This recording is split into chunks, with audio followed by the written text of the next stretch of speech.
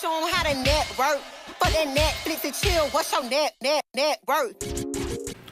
What's up? It's Sashay, and today's video is about net worth. You have run your ratchet side out a little bit. So, as I said, today's video is about what's your net worth, and we're going to talk about how you need to become wealth oriented and not income oriented. I'm super here for city girls, if you don't already know by the title of this video. So let's get into that mindset. 99% of the people watching this video probably don't even know how to calculate their net worth, but that's okay because we are going to learn how to calculate your net worth in this video. We're also going to talk about the 4 net worth factors. So if you're interested in either of those or both of those, then let's hop right into it. So let's talk about calculating your net worth. Your net worth equals your assets minus your liabilities. So specifically, your assets would include things like your cash, your savings amount, your personal goods, which in my opinion is a little more difficult to calculate than the other things because it's items that's laying around your house and you don't know if it's diminished in price or increased in price. You know, you could probably sell it for more than what you think you could sell it for.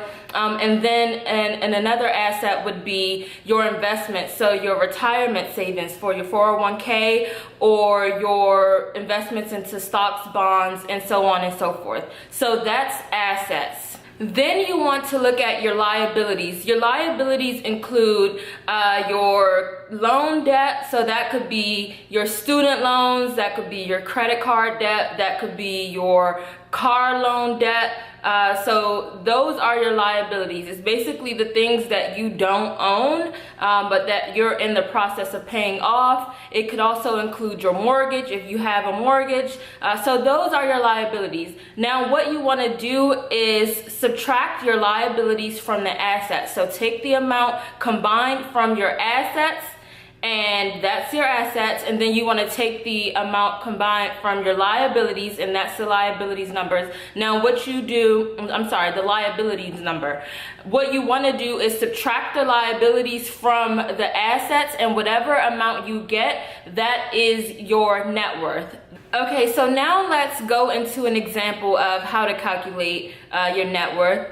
And we can start with a negative net worth. I don't know if I mentioned this already, but you can have a negative net worth and you can also have a positive, or you can have a positive net worth. You can't have them both at the same time. So I hope I didn't make that confusing.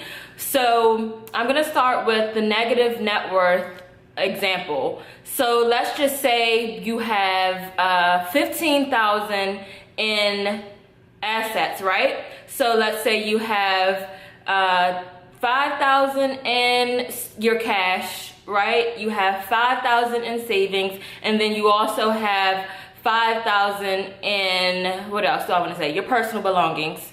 So that's 5, 5, 5, 5, 10, 15. That's 15,000 in your cash, your savings, and also your personal belongings. 15,000. So that's your assets number. And then you want to look at your liabilities. Let's just say you had $30,000 in liabilities. Now, to break that down, I could give an example of you had $15,000 in student loan debt. Let's say you had $10,000 in a car loan, and then you had $5,000 in a credit card debt. So 15,000 from the student loans, the 10,000 from the car loan, and then the $5,000 in the credit card debt. That would be $30,000. Remember, your assets was 15,000, and then your liabilities were 30,000. So if you subtract that 30,000 from that 15,000, you are in a negative net worth, which is negative $15,000. So now let's move on to the positive net worth example.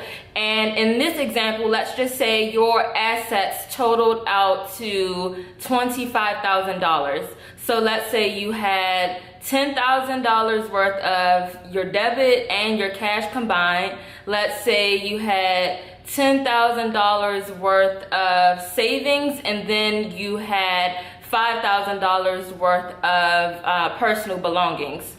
Now, all of that combined is $25,000. Now, let's look at liabilities. Let's say you had liabilities worth $10,000, right? So what that breaks down to would be, an example would be you had $5,000 worth of student loans, you had $2,500 worth of car loans left over, and then you had $2,500 worth of credit card debt left over as well. So that combined is $10,000, and I hope my math is right. So that combined, your liabilities combined is $10,000. Now what you do is take that assets number, which we said was $25,000, and then you take that liabilities number, which was $10,000. You subtract the $10,000 from the $25,000, and you are left over with $15,000, and that is your net worth value. So calculate your net worth. Grab a piece of paper and pen and make sure you're adding up all of your assets, and then you're adding up all of your liabilities, and then you're subtracting the liabilities from the assets, and that's how you get your net worth value.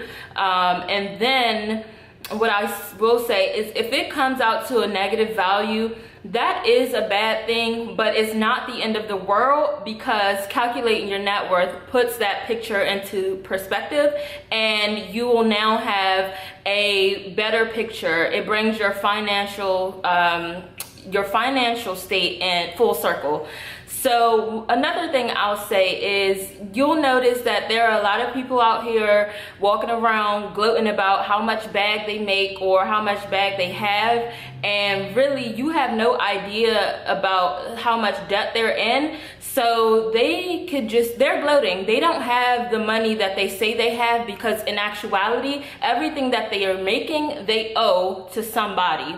And they are in a negative asset frame of mind. So you can calculate your net worth and bring that picture, know that picture, have that picture, and you'll also be able to work towards making that positive. So now I want to talk about the 4 net worth factors, which include income, which there are 2 types of income, working income and passive income. Then we have savings. Next, we have investments, and then the 4th factor is your simplification. So let's expand on each of these. With income, like I stated previously, we have working income, and this is any income that you're bringing in from your active labor, the work that you have to do to make that money. Then you have passive income, which is income that you get from not actively working. And an example I love to give is, let's just say your grandmother gave you $1,000 just for the sake of giving you $1,000 because she loved you. So that would be passive income. And if she did that every month, then that would definitely be steady. So it's a bonus. And then we can talk about the savings aspect. With savings, you need to constantly save, which you should have 3 to 6 months of your living expenses saved up, and you should also have that for a rainy day. So you might want to add to it for the rainy day. So save an additional, let's say $1,000 for a rainy day, and anytime that you use that, you just need to add, put it back. So that's savings. If you want to be wealthy, then you need to save. The third factor was investment, or is investment. So if you're good at, and if you invest and you're good at it, it is the one thing that will grow your money faster than anything else. And a lot of people think that they can get wealthy from just income alone, and that's not the case. Like, we have to understand that we don't get wealthy from just a working income. So the last factor, the 4th factor, is the what was the 4th factor? I'm drawing a blank. The 4th factor is simplification. Okay, this is my favorite net worth factor, and it just basically says that you need to be simplifying your life if you want to be wealthy. And I'll talk about Parkinson's law, for example. Parkinson's law states that your expenses always rise in direct proportion to your income. So why is it that every time we make money, we go out and get something better. So for example, let's just say you make a decent amount of money and you have a decent car. Why, when you get the promotion or you get a job where you make more money, do you need to go out and buy a better car when you already have a car that's doing what you need it to do, get you from point A to point B?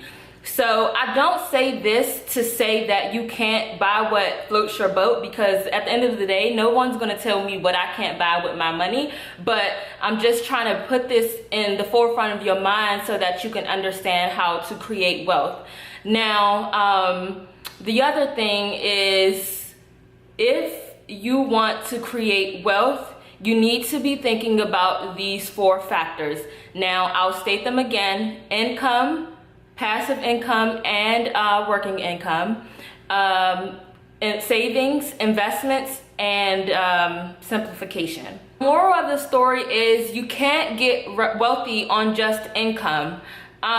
You need to calculate your net worth and always keep the 4 net worth factors in mind. Matter of fact, I have one better for you. Comment below and name me one wealthy person who has just a working income. I can bet you $1 million that you can't, and that's how confident I am in saying that, because I don't even have $1 million to give. But comment below and try to name me one person, and I can prove you wrong each time. And then the last thing I'll say is, net worth is a moving target, so you can't just calculate it once and think it's a one and done type ordeal. It's not. You want to take a look at your net worth. I don't obsess over it. You might want to do it every 3 to 6 months to see if you are making progress in increasing that number, if you want to. I don't want y'all to think that income is not important. Income is the one thing that's going to make every other thing that I've talked about in this video happen. Comment below and let me know how you liked the video. Thumbs up, subscribe, and turn on those post notifications so you don't miss the next release.